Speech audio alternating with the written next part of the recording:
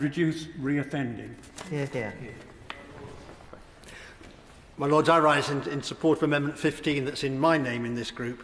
I also wish to offer my support to the other amendments, not least that in the name of the noble Lady Baroness Goher, which seems to me an uncontroversial proposal, one that simply corrects a lacuna in the bill as it stands. My Lords, one of my abiding mantras is there is no such thing in our society as a hard-to-reach group.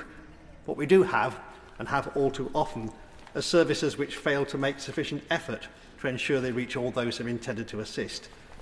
It's not good enough for a service to exist. The people it's meant to support have to know it's there and to be able to access it. The noble Lady Baroness Newlove, who's spoken so powerfully earlier on this evening, I gather speaking at a Women and Equalities Committee oral evidence session, emphasised many victims are just unaware of the support services available to them. I'll not go any further because I think she might want to speak in a moment. I won't steal her thunder. But hence the intention of the amendment in my name is to make clear that responsibility for ensuring victims can access services doesn't lie with the potential service user. We need it in this particular bill. Sorry, I've lost my place there. This damn machine.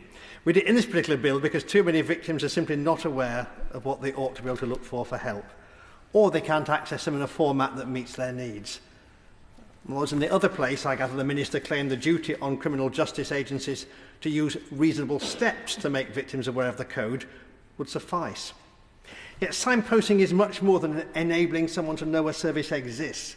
It means putting them in a place from where they can access the service. Sometimes that can't be done by a leaflet, however good, or a few words spoken to a traumatised victim in the immediate aftermath of a tragedy.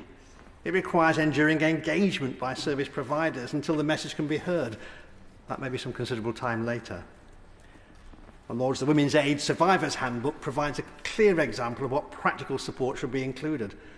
Such support can be a lifeline to victims of abuse who may be planning, for example, on leaving their perpetrator.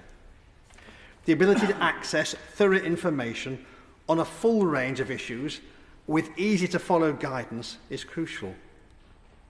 It's also, my Lords, imperative that black and minoritized women, deaf and disabled women and LGBT+ victims are able to access support which meets their very specific needs, support that's sensitive to their experiences of additional inequalities and intersecting forms of discrimination.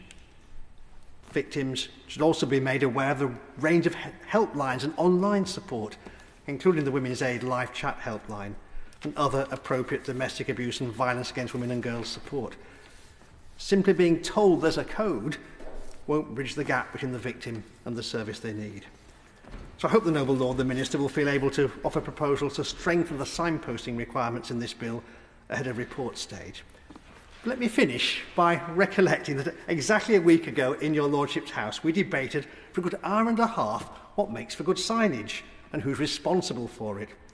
Specifically, we discussed changes to the requirements placed on warning signs for level crossings between private or heritage railways and farm tracts. It was more interesting than you might imagine.